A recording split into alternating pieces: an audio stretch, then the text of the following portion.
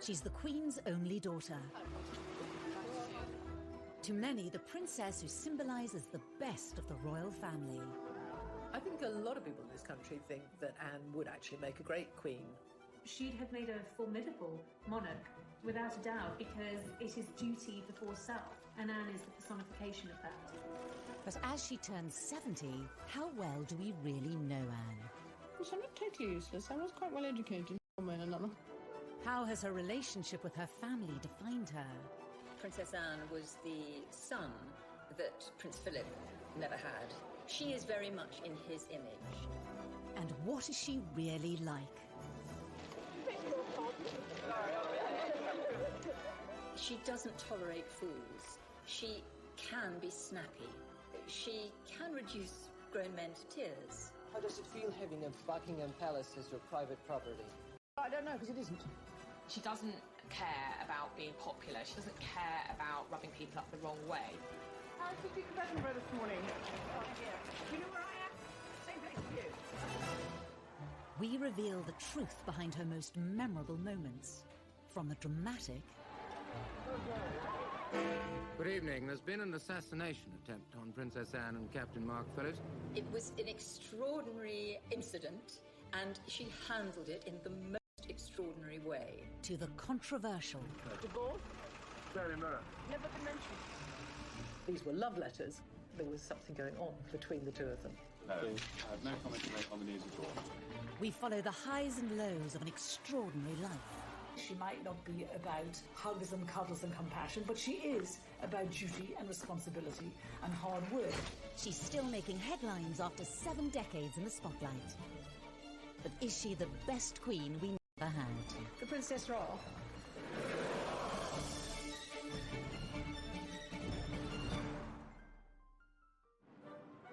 Born in August 1950, Princess Anne is the only daughter of Queen Elizabeth II and the Duke of Edinburgh, and sister to Charles, Andrew and Edward. Anne was born 70 years ago, the second child of Elizabeth. And of course, when she was born, her grandfather, George VI, was still on the throne. And it really was a million miles away to where society is today. Arriving at Ballater Station with her family, the Queen was received by the Marquis of Aberdeen. Anne had a very 19th century childhood, a very traditional royal childhood. When she was born, of course, the Queen was not yet Queen. She was still Princess Elizabeth. So Anne was not born at Buckingham Palace, as many people think, but actually at Clarence House, where the then Princess Elizabeth and Prince... Older and heir to the throne, it was Anne who was assertive from a young age. Anne's always been a tomboy. She's always been the one who goes out and climbs trees and is very courageous and very confident, very willing to explore the world and find her own way in the world. In a way, perhaps that Charles has been a little more timid, shyer, more sensitive character. Anne is absolutely a chip off the old block. As a child, even though she was a couple of years younger than the Prince of Wales, she was quite happy to take him on in any kind of physical rough and tumble, and she often came out on top. One person with a better insight into Anne than most is Katie Nicholl. She recently interviewed the princess to mark her 70th birthday. I think growing up with 3 brothers, it was inevitable that Anne was going to be pretty tough, pretty resilient. She had to learn from an early stage how to hold her own as a girl in the royal family, second born to Charles. And, I think there was a lot of competition between the siblings. So Anne was always going to have to stake out her own role in the royal family. The princess had to become independent from an early age. She was not even 3 years old when her mother became queen in 1952. You have to remember that Anne was the daughter of a working mum, which in those days was not that usual. And she had a very hard-working mum. Elizabeth was away a huge amount. I mean, Anne was tiny when her mum and dad went off for 6 months around the Commonwealth. So she and Charles were left not exactly to fend for themselves, but certainly they were largely brought up by nannies and governesses. Growing up, Princess Anne spent much of her time separated from her family. Anne had quite a solitary childhood in many ways because she had her brother Charles, and then there wasn't another sibling for a further 10 years, actually. So it was herself and Charles at home being educated at home until Charles went off to boarding school, and then there was just Anne.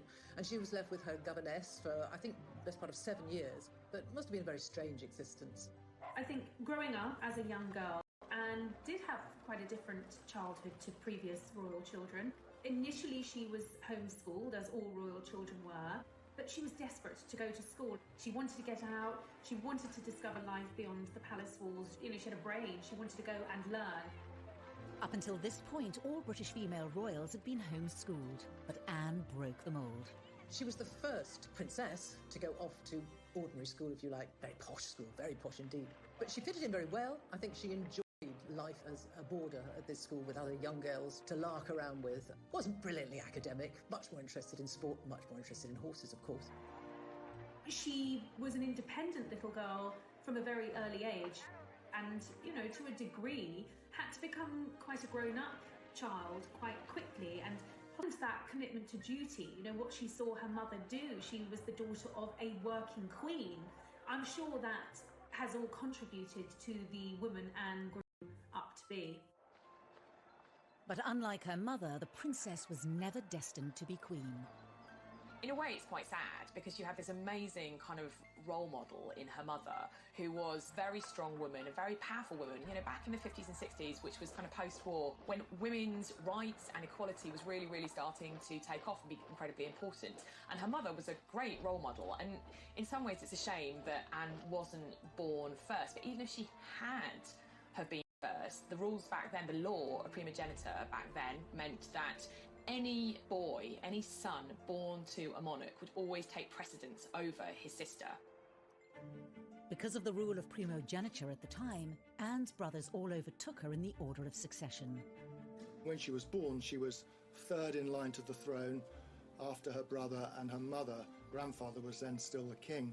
And then when Princess Elizabeth ascended to the throne, Anne obviously moved up, and for many years she was number 2 to Charles.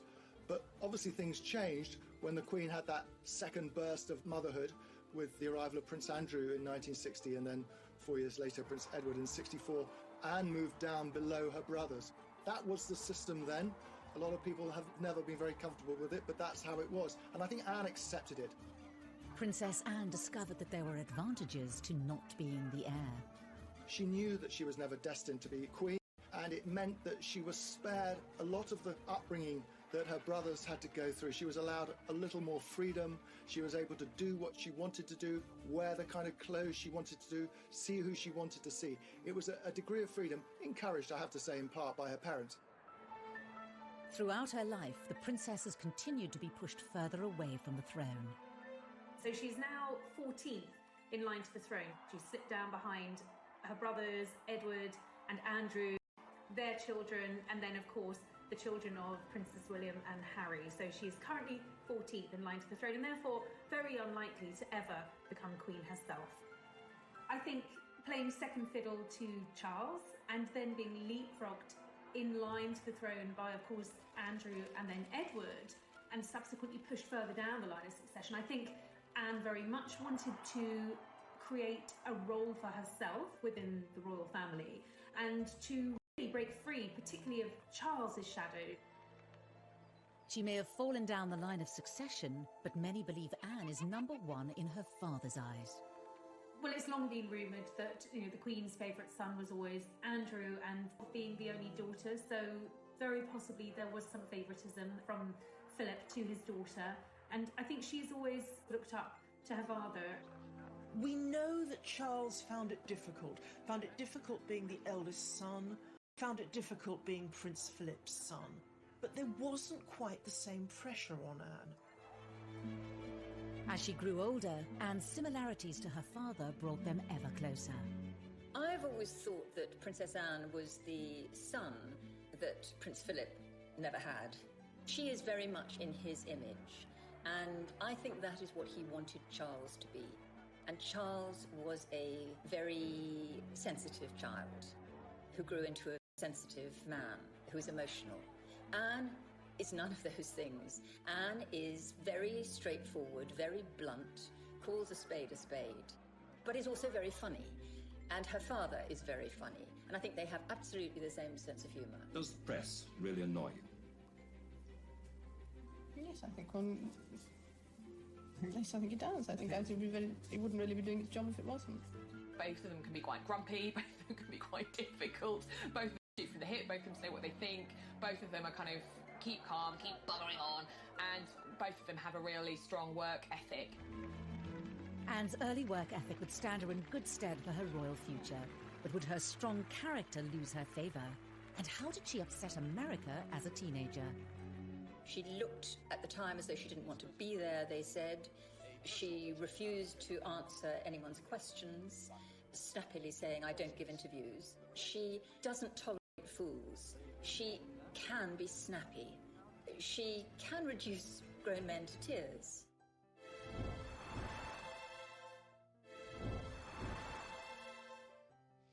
May God bless her and all who sail in her.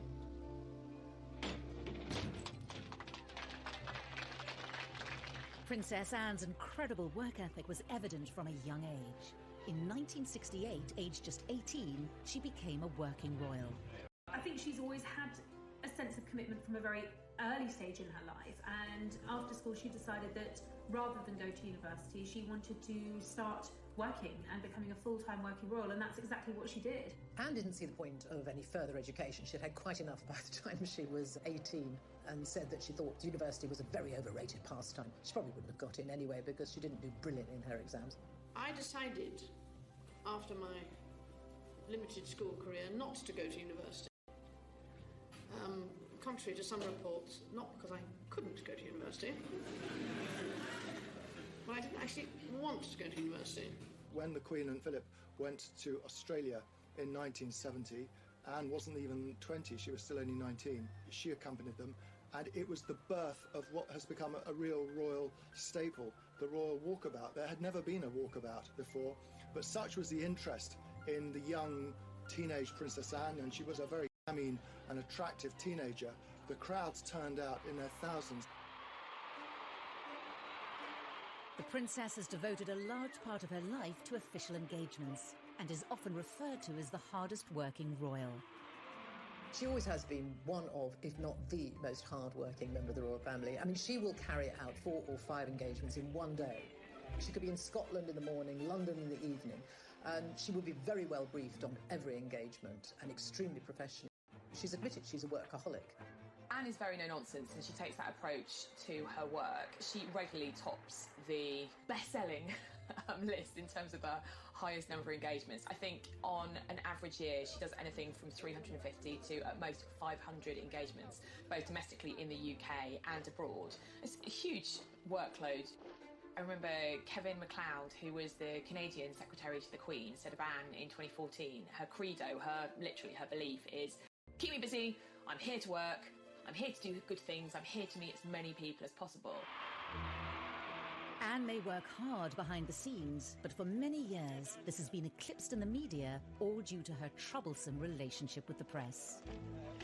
This was apparent from her first visit to the United States in 1970, when the princess was just 19. One of her first foreign trips was to America, where she and Charles went together, and she was not very well received there at all. She went to the White House to visit Nixon when he was president, and there was a lot of negative press because she seemed to be so sulky. She looked at the time as though she didn't want to be there, they said. She refused to answer anyone's questions, snappily saying, "I don't give interviews." She was very ungracious. It was very much noted that Anne didn't seem to have the friendly, soft, smiling face. She was wound up being dubbed Princess Sourpuss. The Americans said, why did she bother to come? It's quite clear she doesn't want to be here. So that was the beginning, actually, of pretty much a lifetime of often negative headlines for the princess. This early trip set a pattern for Anne's relationship with the media. There are probably members of the press, photographers particularly, who have perhaps been on the receiving end of Anne's shortness, shall we say. She can have a quick temper and not worry about a press pack there to capture every moment. And some of those moments were certainly unexpected. In 1969, while visiting troops in Germany, the world saw another side to the princess. We were kind of all knocked out when she was 19 and she went to Germany on a job. And we were getting pictures back of her. She is the holder of a heavy goods vehicle licence, and we saw her driving a 52-ton Chieftain tank. Astonishing. She also, on that same trip, she fired a submachine gun from the hip and got 8 bullseyes. And I think there would be lots of men looking at her in abject terror. Here she was, a young woman, and she was capable of doing all of this. Despite Anne's refusal to play the media's game, she was working hard to support the Queen. Those in the know even regard the princess as the royal family's secret weapon. And I think Anne has always realised her power, her soft diplomacy, the ability to help, the ability for the royal family to reach areas that, traditionally prime ministers can't. The royal family is a constant, they are always there. And particularly in areas of the world that have royal families, for instance, like the Middle East, when you send a member of the royal family to them on a state visit, it's immensely important. It conveys, huge prestige, and people take that very seriously. And often the royal family, like Anne, are used to help trade deals, help diplomatic relations, and I think Anne has been very successful at that, and she's done that from a very young age. Well, Anne had this brilliant knack of sort of being the pathfinder, if you like, for the royals. If there was a slightly tricky destination go to, it was always Anne they would send in first, because she has a great ability at making people feel welcome and being enormously empathetic with people. In 1990, it was Princess Anne who the Queen trusted to visit the Soviet Union on her behalf. This historic occasion marked the first official visit by a member of the royal family in over 70 years. The last, coming before the Tsar, a distant relative of the Queen, was executed after the 1917 revolution. I suppose her most significant overseas trip was to Soviet Russia, as it then was, in 1990. How does it feel having a Buckingham Palace as your private property? Well, I don't know, because it isn't. She made a huge impact. It was a great success. Big crowds came out to see her. People were interested in her. And the feedback was incredibly successful and very positive for Britain. That was a massive deal in terms of the thawing of the relations between the UK and Russia. So that was a really, really important tour that Princess Anne went on to the Soviet Union, and she really paved the way for the Queen's visit. Her daughter to step in. And despite Anne's stern reputation, she may even be welcomed in place of the Queen. The Queen can be very, very shy. She's naturally quite shy on engagements, whereas Anne is far more like Philip. So if you've got Anne on an engagement, you're going to get possibly a little bit more of a relaxed engagement. Anne isn't afraid to talk, she will have banter, she will ask questions, she will engage in a way that I don't think we see the Queen do. When you watch engagements with the Queen, they tend to be very formal. The Queen doesn't say very much. She's shown around and she observes. She may ask occasional questions. But with Anne, I found the engagements to be a lot more informal. As well as her royal duties, Princess Anne is involved with countless charities, organisations and military regiments in the UK and overseas. It's not just the public engagements. She is involved in a huge amount of charities, some 300 charities, some of which she's founded herself. She writes her own speeches. She has a very small staff. Well, Charles famously has a lot of staff looking after him. It's a big operation, being the Prince of Wales. When you look at the charities and patronages that Anne represents, you will see her interests reflected in those charities. So whether it's charities supporting the armed forces or veterans, that's a major issue for her. Carers Trust, which actually she established. Animal welfare charities, equine charities, they have a meaning to her, to where she feels she can bring something unique and helpful in her role. She's never seen the point in being just a nominal head of an organisation, which is why she works so phenomenally hard. It would be almost impossible to go and visit every single charity and organisation she's involved with every year, but she does her damnedest to do so. She believes that if you're going to put your name to it, it needs to be more than just a name on a letterhead. You actually have to go along, see what they're doing, encourage them and bring what publicity you can to them. One charity that has always been close to Anne's heart is Save the Children, and she's willing to take great risks in order to help. If you want to improve the lot of children, then you must improve the lot of their mothers. If there is a fundamental baseline for the Save the Children Fund's work, it is working with mothers and getting mothers to be able to take a much greater part in their children's lives and in the lives of the community in which they live. I think she's very closely associated with the Save the Children Fund. She's been president for, I think, nearly 50 years now, and this has meant a very great deal to her. When Princess Anne carried out those early trips to Africa with Save the Children in the early 70s, this was her really breaking the mould. This was her going far afield, doing something that was at times quite dangerous. The areas that she was going to were these visits to Africa with Save the Children long before Princess Diana was even on the scene. But Anne made it clear that she didn't seek praise from the public or the press. She once told a friend who had been asking her about the kind of affection that Diana had from the public, the love, the adoration that Diana had, if she would want that. And she said, no, she would rather have respect than affection from people that she didn't know. But again, Anne's refusal to cooperate with the press meant that much of her hard work went unrecognised. If she was off some tour raising money for an awareness for Save the Children, and Diana appeared somewhere in a low-cut dress, the newspapers would be full of stories about Diana, and Anne would find herself not getting a look in. I think that must have been very galling for her. In the early days, I used to wonder why she didn't force herself to have a better relationship with the press. She clearly had no time for us at all, and she thought we were a nuisance. Such a shame, because whenever we used to write about her, it wasn't about the worthy work that she'd done. It was because she'd lost her temper somewhere, she'd sworn at someone, or because she was wearing ridiculous clothes. She got a really hard time from Fleet Street in the 80s and the 90s. They thought that she treated the press with disdain, she wouldn't talk to them, she ignored them, she wouldn't smile for them. And in return, they gave her a really hard time because, in their view, she didn't give an inch. For many journalists of that time, Anne wasn't helping her own cause. She wanted to be appreciated for what she'd done. She got across that Diana was more appreciated than her, and yet she did nothing to facilitate that. But this all changed in 1982, when the press followed Anne on one of her trips to Africa with Save the Children. They went in an attempt to get a story about her love life, but after realising she wasn't going to talk, they started to take note of her work and were surprised at what they saw. There was one particular tour where she went to Africa, and the photographers, the press pack, were with her as well for all that time. It was probably weeks. And she was visiting refugee camps in Africa.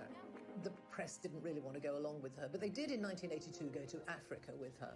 And there they saw a princess who was utterly prepared to get down and dirty, really getting down to work, dressed, in jeans and a shirt and probably a headscarf, in dusty, hot, sweaty Africa, going into slums, the way we're not used to seeing a princess at all. And the tone changed, and suddenly there were positive headlines, and the good headlines such as she had not had at all before. And I think people began to appreciate that we had a very hard-working princess there who would travel the world and not stand on airs and graces. With a new understanding of her work behind closed doors, she doesn't tolerate fools. She can be snappy. She can snap at Lord Lieutenants, for instance, who are trying to keep her to a table. She can reduce grown men to tears. She's very like her father in that respect. And she is a very, very hard worker and wonderful at what she does. Very straight. She is what she is. And she's always said, actually, I've got to be true to myself. I am what I am. And that is a slightly haughty, imperious at times princess, but someone not at all snobbish, and someone with a common touch, albeit a common touch that often involves wearing white gloves.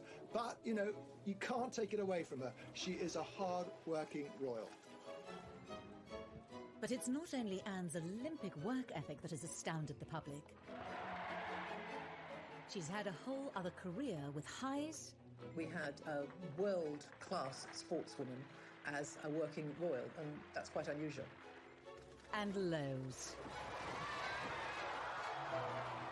It's pretty humiliating to be seen covered in mud and water and scrambling after your pony.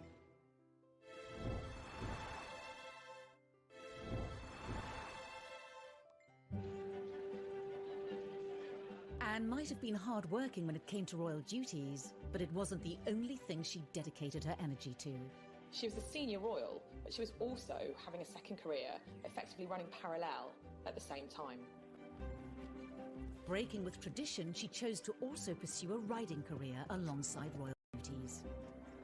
It's really very impressive that Anne was able to juggle her equestrian career as a very successful horse rider and carry out all her duties as a senior royal. Anne's lifelong passion for horses started from a young age. She probably sat on a horse before she could walk. She's utterly horse mad. Her father once said of her, if it doesn't fart or eat hay, Anne's not interested. And I think that's almost right. Horses have given her an escapism. Not only did they enable her to embark on a career outside of her role within the royal family, they provided daily escapism. I think nothing makes Anne happier than riding out, being in the paddock, being around horses.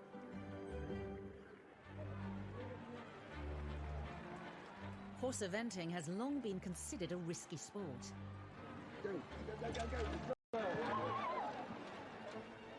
And Anne's royal title did not give her any immunity to the dangers.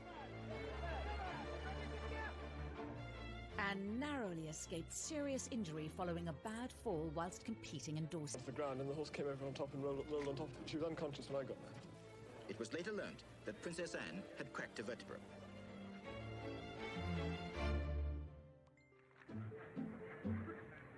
Growing success in her equestrian pursuits led to an increased level of press interest in Anne, much to the dismay of the young princess.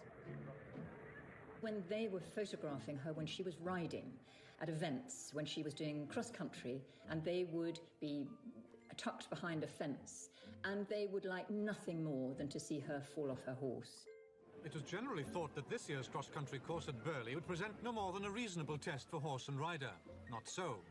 The 20th jump over a tree trunk into the water at the Trout Hatchery proved to be too much of an obstacle for most of the 60 competitors, not least for Princess Anne.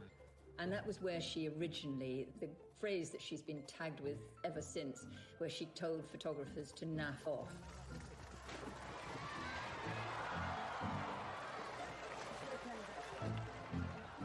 Anna's always spoken her mind, and she can be quite abrupt. It wasn't really naff off. Her language can be quite fruity. She hated the intrusion of the press, as she saw it, when she was trying to concentrate on riding. I mean, it's pretty humiliating to be seen covered in mud and water and scrambling after your pony. But she'd always get back on straight away, even after some of the worst tumbles. Anne's stoic attitude, however, won her admiration. If she fell off her horse, she was going to get back up and get back on that horse and prove that she could take the next jump. And I think that is a metaphor really for how she has approached her royal life, with steely determination and resolute commitment. The inevitable falls captured by an eager press corps did nothing to detract from Anne's formidable talent. In 1971, at the European Horse Trial Championships, the 21-year-old princess wowed the equestrian world. 1971 was one of her great equestrian years, I suppose. She competed in the three-day event, the European Championships, and she won. That was absolutely fantastic for her.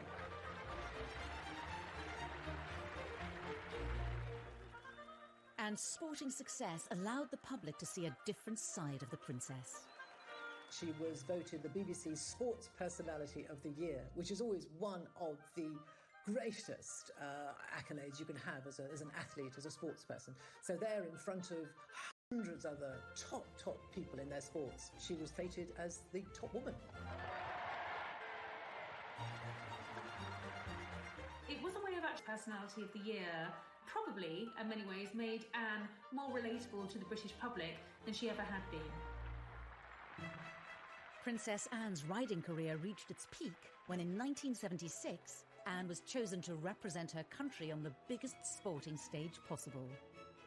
Anne took part in the 1956 Olympics in Montreal as a member of the British team, riding the Queen's horse, Goodwill, in the eventing category.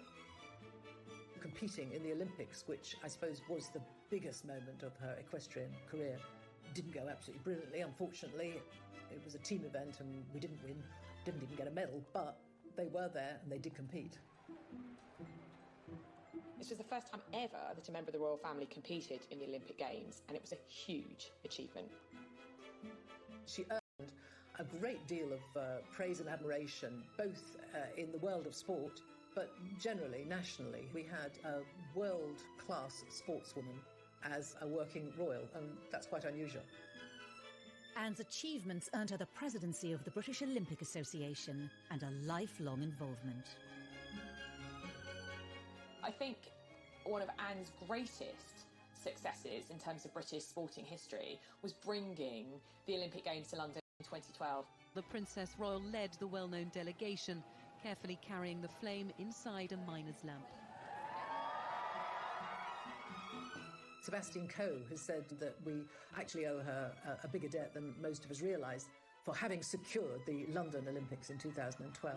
Once again, she showed this character. If she believes in something and she takes it on, she will give 100% and more. The 2012 Games are on. She went to pretty much every event she possibly could during the 2012 Olympic Games in London and around the UK, and really was the figurehead. Anne's dedication and leadership aside, the Olympic Games were also associated with a more personal moment in the princess's life. While at the Mexican Olympics in 1968, a young Princess Anne was introduced to a fellow rider and Olympian, Mark Phillips. Anne's pursuit of equestrian excellence didn't just kind of lead her to professional glory, it also led to her personal happiness as well. It was through the mutual love of horses that she met her first husband, Captain Mark Phillips, a lieutenant in the 1st Queen's Dragoons Guard. Of course, in her world of horses, Anne met quite a lot of dashing young men. She went out with quite a few of them. She went out actually with Andrew Parker as well, quite incidentally. But she was very keen on him. Her eyes finally set on Mud as an equestrian athlete. Everyone, I suppose, was looking for the princess to find a suitable husband, someone maybe from a foreign royal family, someone of a similar background, a prince who might be knocking around somewhere in the world. But she wasn't having any of that. She was determined to marry whoever she fell in love with. And the man she fell in love with was Mark Phillips.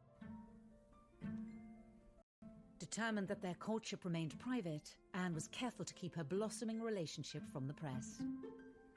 We found out that she used to ferry Mark around in a horse box to secret locations so they could be together without anyone seeing. Well, there was, I think, an inherent distrust of the press on Anne's part. So when she did get engaged to Captain Mark Phillips, she made a point of outfoxing the media. Has it been a great strain keeping it secret and indeed keeping it away from people like ourselves? I think it has, yes, it became rather a strain. It did annoy the press a great deal because at that time the rumours were knocking around that she was going to engage, she was engaged, she was going to get engaged to Mark Phillips, and the palace denied it. And the day after they denied it, the engagement was announced, which annoyed the press a great deal. The engagement was formally announced on the 29th of May 1973, with the wedding to take place in the November. A royal wedding fit for a princess. And a shocking kidnap attempt.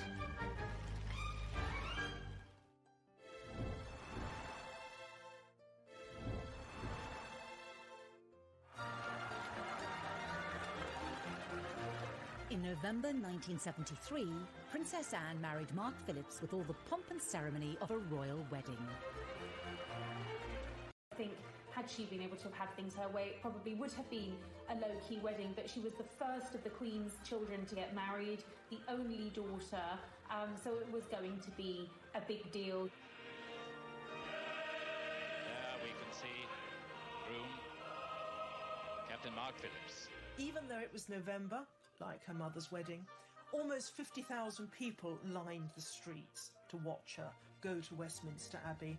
An estimated 500 million saw it on TV. A royal wedding has always cheered people up, and in this, as in everything else, Princess Anne, when pushed, delivered. the best man, Captain Eric Grounds, puts the ring on the Archbishop's prayer book for the blessing. She probably didn't like very much the fact that she had to get married in Westminster Abbey with all the glitz and the glamour and the fairy tale princess. She has always felt, I think, rather lacking in that. She's what people imagine, and maybe she feels she's been a bit of a disappointment, but that's just not in her nature. There were a few concessions to Anne's taste and personality. The wedding dress didn't come from a famous designer. It came from her own regular dressmaker. And the cake was made by the Army Catering Corps.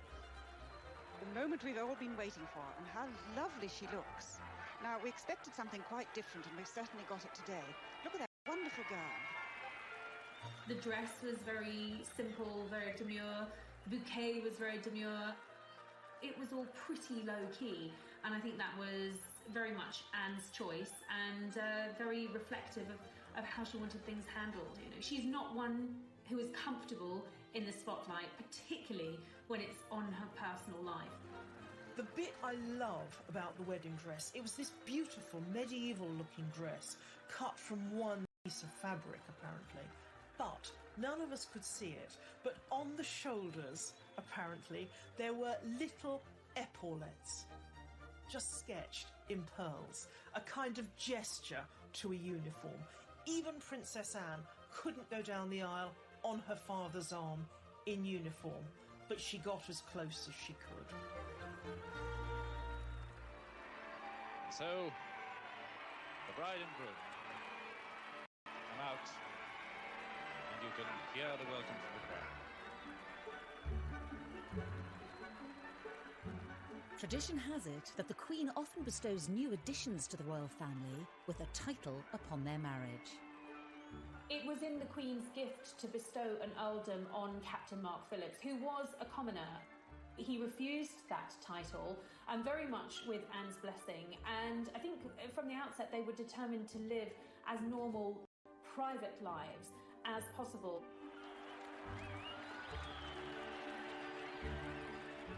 It looks as if that was partly a way of saying that Mark Phillips himself did not really want to take rank within the royal establishment.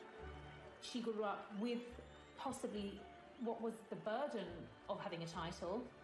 She had by this stage moved down the line of succession.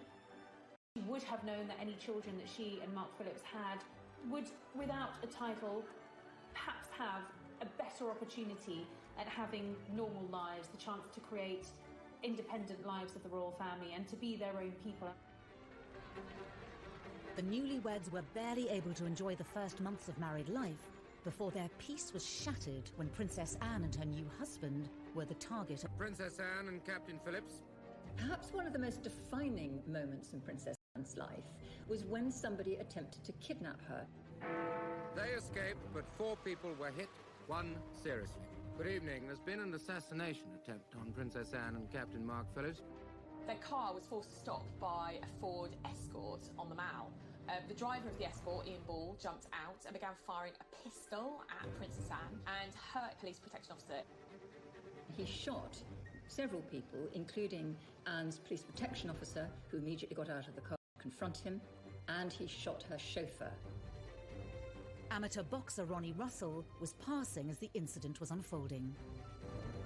And I see a police officer coming over from the Queen Mother's house towards the car, and I thought, that's it. It's all over now. That's the police. It's done and done with. There'll be no more now. And then as he arrived at the car, I saw the bloke just turn around and shoot him. I mean, you can't do that. We don't stand for that. You ain't getting away with that one. So I struck him at the back part of the head.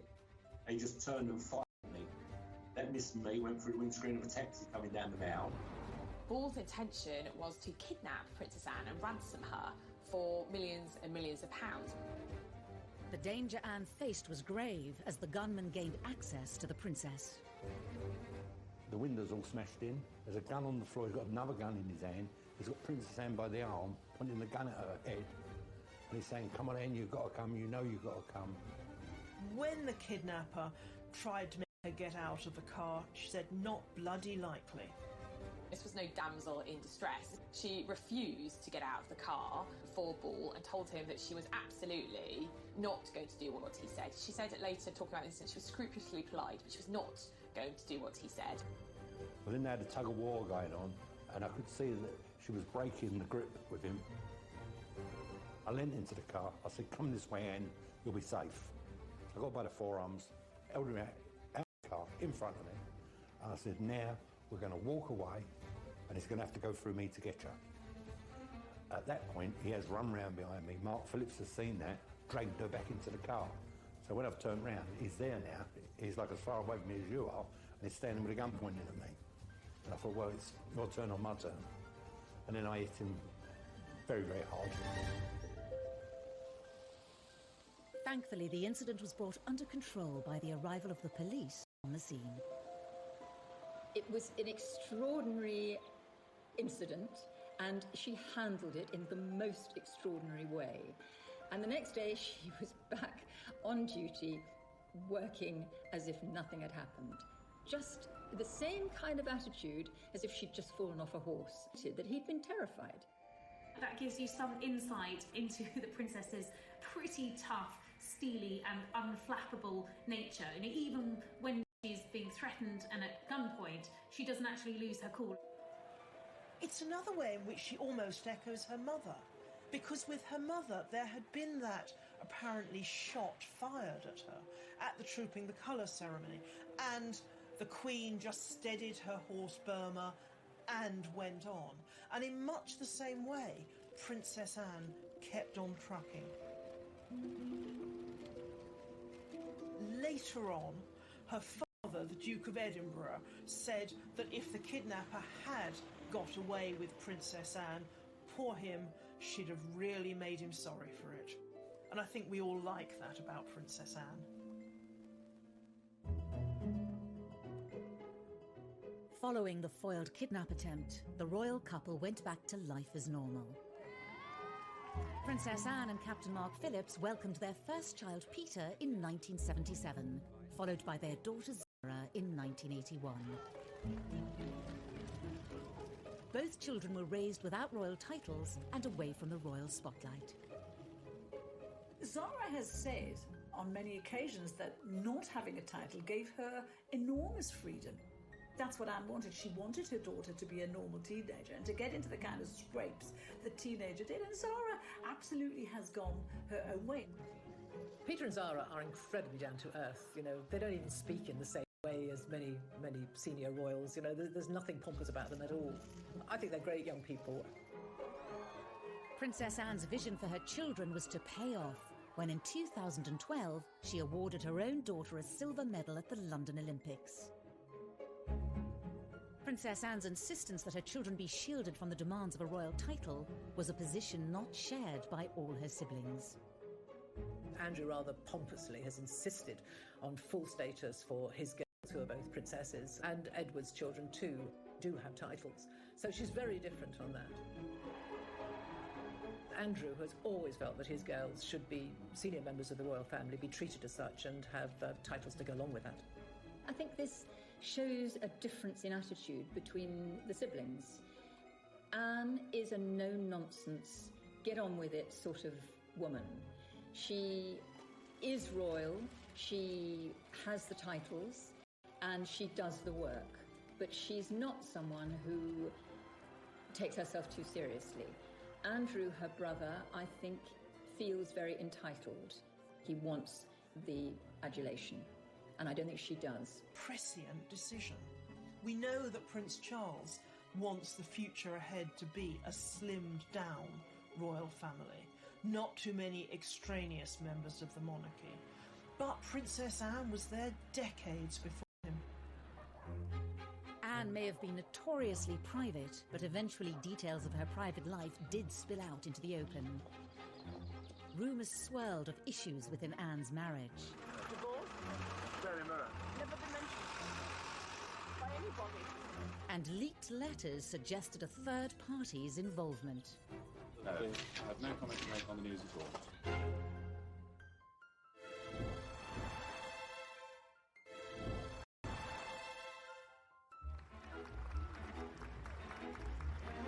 As she turns 70, Princess Anne has long enjoyed a reputation as one of the most tireless members of the royal family. With close links to over 300 charities, organisations and military groups, every year she takes part in hundreds of engagements. On this occasion, I'm marginally better organised than usual. I just left my voice behind. She has an amazing energy and a real commitment and passion about the work that she does. She's absolutely committed to those charities, and there are very many of them. The only royal coming close in this regard is her older brother, Prince Charles. Oh, to be young. Last year, he just pipped her to the title of hardest working royal, undertaking 521 outings compared to his sister's 506. For much of her life, it's been hard for her not to be overshadowed by the older brother destined to be king. It's good for you in the end, I suppose. It's character building, I suppose. All their lives, comparisons have been inevitable. Charles is quite a sensitive man. I think we all know that he feels things quite deeply. He thinks very deeply. He's philosophical. He cares a great deal. And I'm not saying that Anne is uncaring, but she's much more like her father, which is a pragmatist. I mean, Philip once said that I'm a pragmatist, Charles is a romantic, and very often a romantic thinks that a pragmatist is unfeeling. I don't think Anne is unfeeling, but she is a much more practical, get-it-done sort of individual than Charles, who feels things very, very deeply. The difference between her and Charles, I think she was tougher than him. She was always stronger than him. In fact, someone once said, you know, she's the king we never had.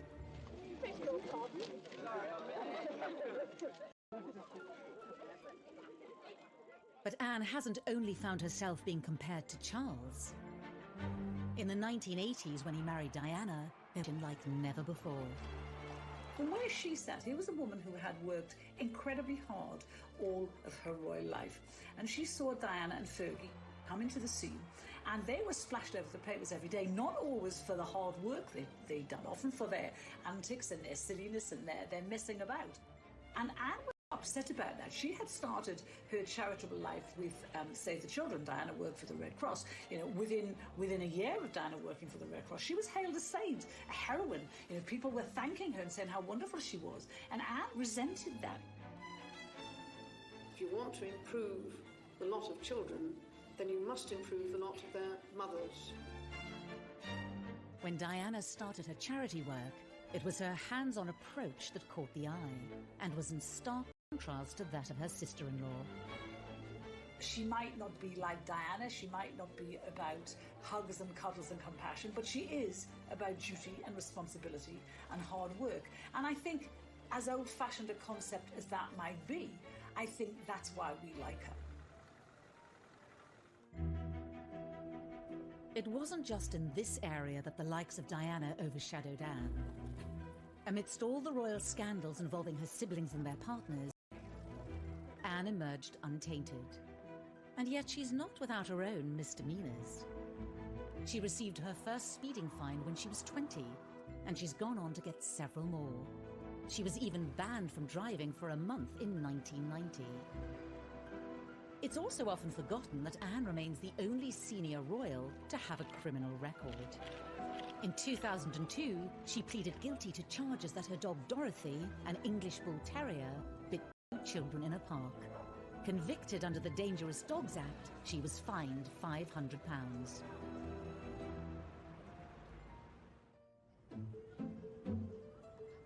In 1989, Anne was again the victim of a crime when private letters were stolen from her briefcase in Buckingham Palace. Ultimately, they revealed her own romantic indiscretions, while still married to Mark Phillips. Alone today at her Gloucestershire home, Gatwick Park, the Princess Royal has said nothing about the letters stolen from Buckingham Palace. No one quite knew what to make of it, but it transpired very quickly. In fact, the palace issued a statement saying that these were letters from Timothy Lawrence, who was the Queen's equerry at the time, to Anne. And it became very obvious very quickly, though we didn't get the content of the letters, that these were love letters and that there was something going on between the two of them. No, I have no comment to make on the news at all. It transpired when we all stayed every weekend. And when we all went there to talk to the neighbours, they quite gaily said, oh yes, she's been coming for months. And we all said, well, why didn't you say anything? And they didn't, because they liked her. As for the letter thief, Scotland Yard's Serious Crime Squad investigated the incident for 4 months. They took 500 sets of fingerprints and interviewed almost everyone at the palace, but the thief was never identified. The damage was done. The letters had exposed Anne's affair and revealed the true state of her marriage. Speculation was rife that her and Mark Phillips would be divorced, even though she denied it. I've seen a paper today. Yeah. Well, I've released a story about the Queen has given permission for divorce and things. Yeah. Divorce? Daily Mirror. Never been mentioned by anybody. In the end, divorce did come during the Queen's Annus Horribilis in 1992. Her daughter might have been the first of the Queen's children to divorce, but it never affected Anne's reputation as much as the others. Her siblings, their marriages fell apart, and the world followed every last detail rapturously. We were absolutely riveted by the gory details of their marriages falling apart. Anne's, she managed to keep very private. The love letters were published, but she just kept on, and she said nothing, and no one dared to ask her anymore. And she married Tim Lawrence very shortly after she divorced Mark Phillips. 1992 even ended on a happy note. The Princess Royal marrying Timothy Lawrence at one of the most low-key royal weddings there's been. So she married at the little church near Balmoral, and that was probably the kind of wedding that she'd have had the first time round, if she had the chance. Small, private, 30 guests for a meal afterwards. She didn't wear a floor-length dress or a veil, just, a little bunch of white flowers in her hair. Had both her children there. I think that wedding was really all about Princess Anne. Since then, Princess Anne has maintained her ferocious commitment to royal duty. Her no-nonsense dedication to carrying out her role is a trait she shares with her mother. It's led many to wonder if Anne was the Queen's child most suited to becoming the next monarch.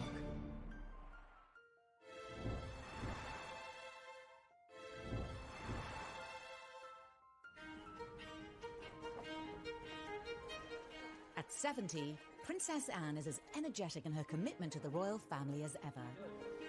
In March 2020, she was at Paddington Station to unveil a train named after the Here, wearing this uniform, which is one of the only things I share with Odette, to represent First Aid Nursing Yeomanry. I think Princess Anne is a great ambassador for the United Kingdom. I think we've all come to feel that she reflects a lot of what is best about British royalty. The naming of this intercity express train. To many, Anne has all the qualities needed to have been a great queen. When you think of Princess Anne, I think people do think of someone who's incredibly hardworking, who's very committed, and a woman who, frankly, had she ever become queen, I think most people are quite unanimous that they think she would have been incredibly good at the job. She has all the qualities, the main one being the sense of duty. The one thing that makes the Queen stand out is her enduring sense of duty to the people of this country. And I think Anne absolutely has that. Although to others, her abrupt, straight-talking manner, similar to her father's, would not be ideal. I don't think her temperament is right for the role. Possibly she would have been different if she'd known that she was the heir, and maybe she would have controlled her outbursts. But I doubt. I think she is very like her father. And her father has been a great consort all these years and added a great deal of colour to the royal family, and we've been able to laugh at some of his jokes, but I think it's a very good thing that it was the Queen who's actually been in charge. I think that keep calm, carry on persona and that hard-working persona would suit her very well as a monarch. But actually, I think the real Achilles heel for Anne is that she doesn't play the game. She doesn't care about being popular. She doesn't care about rubbing people up the wrong way. And as a monarch, you can't have someone shooting from the hip and saying what they think. That veneer, even if it is just a veneer of inscrutability, is so important. I think a lot of people in this country think that Anne would actually make a great queen. But personally, I think that we need someone who is a little less steeped in tradition. I mean, Anne herself has said that she doesn't see any point in changing things for the sake of change. If things work, then leave them the way they are. And that makes things rather stuffy, in my view, too stuck in the established way of doing things. So I think we need a moderniser, and I think to a great extent Charles will be, and William certainly will be. For many, though, as the royal family has modernised and certain popularity increase in recent years. As the carefully choreographed media profiles of some of the younger royals have fractured, Anne, for all her faults, is still going strong. She really is kind of the unsung hero, I think, of the royal family. She just gets on with it, opening factories, visiting supermarkets, supporting charities. She doesn't get much media coverage anymore, and that's exactly how she likes it. Throughout it all, Princess Anne has remained fiercely devoted to the monarchy and her parents. A rare chance for them to talk about each other in their understated way came at Anne's 50th birthday party in 2000. Really thanks to their example, their advice and their help that you're all here tonight. They're very proud of her, and that's all Anne's ever needed, approval from them. She doesn't need it from anybody else, and that's why she can be so rude to people. She doesn't care what they think of her. I think the only two people in the world she cares about, who think about, is the Queen and Prince Philip. I have been touched by the warmth of the appreciation that all these many friends and colleagues feel for your energy and dedication.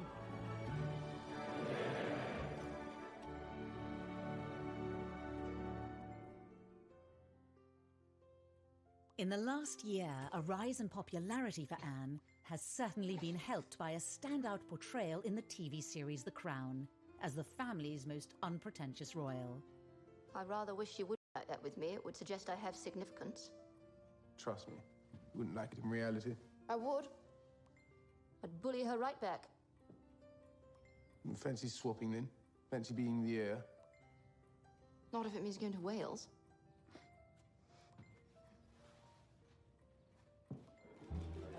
Also being seen sharing a laugh with world leaders as they appear to talk about Donald Trump.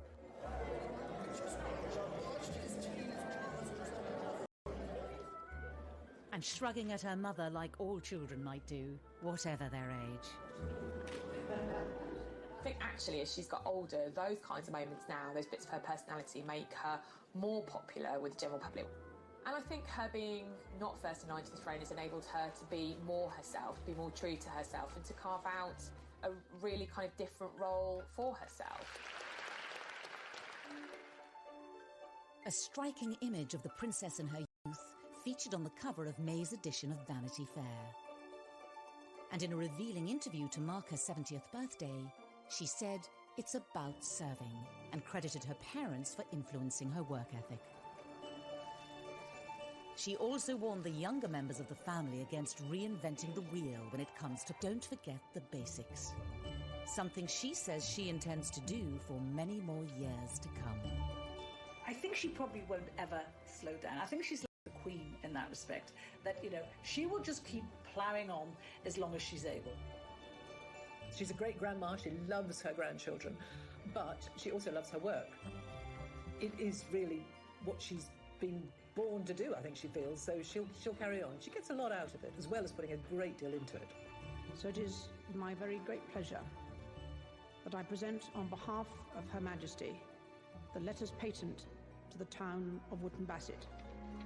She simply sees her role in life as to serve, and in that respect, she really is the replica of both her mother and her father. For the princess whose motto is "you just get on with it," the future will be more of the same. As Anne turns 70, for many she's a national treasure and possibly the best monarch we never had. However, even as she's held up as a paragon of straightforwardness, she's a more complex royal than we think. What you think of Princess Anne almost depends at what moment you clocked her. Did you first think of her as a kind of romantic young princess? Or did you think of her as this really rather grumpy, tetchy figure, very much like her father? Well, how's the Duke of Edinburgh this morning? Oh dear. Do you know where I am? Same place as you. Or if you're only really thinking about her now, maybe the wheel has turned full circle, and you are thinking of her as someone who represents the best of the old-style monarchy, but in another, she was quite forward-thinking, not giving her children titles, making a life for herself outside of royalty, way before anybody else. Well, I'm not totally useless. I was quite well educated, one way and another.